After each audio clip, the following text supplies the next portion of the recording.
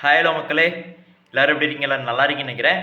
ஒருவேளை நம்ம விஜய் அவர்கள் வந்து ஆட்சி அமைச்சிருவாரு நாளைக்கு அப்படின்னு வந்து பார்த்துக்கிட்டு இருந்த இந்த ஒரு தருணத்தில் அவருக்கு இப்போ புதுசாக ஒரு பிரச்சனை அப்படிங்கிறது வந்து ஏற்பட்டிருந்தது.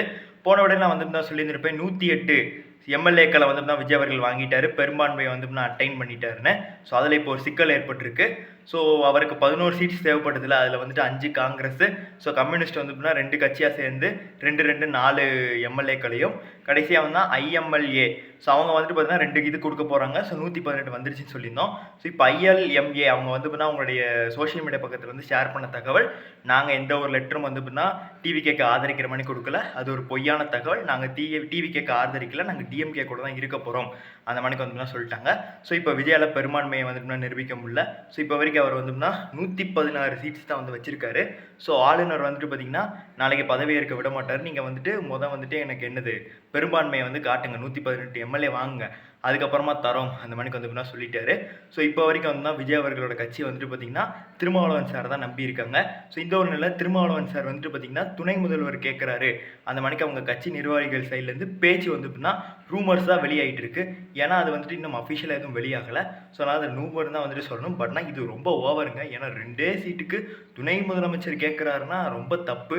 அப்படி அவர் கேட்டிருக்க மாட்டாருன்னு நான் நினைக்கிறேன். பட் கேட்டிருந்தாருன்னா தப்பு. அரசியல் எப்படி சொல்கிறது, அரசியலோட அந்த ரூல்ஸ் படி அது வேணால் கரெக்டாக இருக்கலாம். பண்ணால் தர்மம்னு ஒன்று இருக்குல்லங்க, அதுபடி பார்த்தீங்கன்னா இது ரொம்பவுமே தப்பு. ஸோ பார்க்கலாம் என்ன பண்ண போகிறாங்கன்னு. ஒரு மனுஷன் அவ்வளோ கஷ்டப்பட்டு வந்துட்டுனா வந்திருக்காரு, பட் இவ்வளோ தொல்லை பண்ணுறாங்க, அதை எதிர்த்து அவரால் ஒன்றும் வந்துட்டு செய்ய முடியலன்னு நினைக்கும் போது உண்மையிலே கொஞ்சம் வந்து பார்த்தீங்கன்னா மன வருத்தமாக தான் வந்துட்டுனா நமக்கு வந்துட்டு ஃபீல் ஆகுது. ஸோ இப்போவே இவ்வளோ பண்ணுறாங்களே, இது இன்னும் அரசியலுங்கிறது ஒரு பெரிய விளையாட்டு, அதெல்லாம் எப்படி தாங்க போகிறான்னு சொல்லி தெரியல. இப்போவே காருக்குள்ளே உட்காந்து அழுதுகிட்டு இருக்காரு. திமுக வந்துட்டு இந்த கட்சிகள்லாம் கூட்டணி வச்சுருந்தாங்க, அதை கல்லாப்பட்டி கூட்டணின்னு சொல்லி கலாச்சாரு. இப்போ அவரை வந்துட்டு கல்லாக்கட்ட வச்சுட்டாங்க.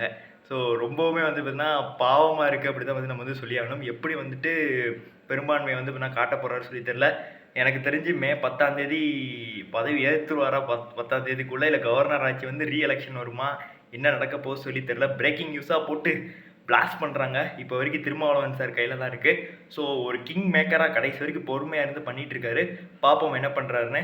எங்கனே இப்போ வந்துட்டு பார்த்தீங்கன்னா கம்யூனிஸ்ட் வந்து ஜாயின் பண்ணியிருக்காங்க. அவங்களும் முழுசாக ஜாயின் பண்ணல, வெளியிலேருந்து ஆதரவு தெரிவிப்போன்றாங்க.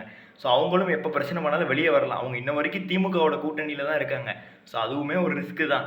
ஸோ திமுகவோட கேம் ஸ்டார்ட் ஆயிடுச்சுன்னு தான் வந்து சொல்லணும். இந்த சைடு திமுக அடிக்க போகுது, அந்த சைடு கவர்னர் வச்சு பிஜேபி அடிக்கிறாங்க. ஸோ அடுத்து இவர் சொன்ன வாக்குறுதிகள் கொடுக்கணும், இவருக்கு ஓட் பண்ணவங்களே அடிப்பாங்க. சார் அதான் நம்ம போன வீடியோ சொன்னது தான், 2031 வரைக்கும் it's gonna be a fun, பயங்கரமான ஃபன் நம்ம காத்திருக்கு. ஸோ தொடர்ந்து பேசலாம். நன்றி, வணக்கம்.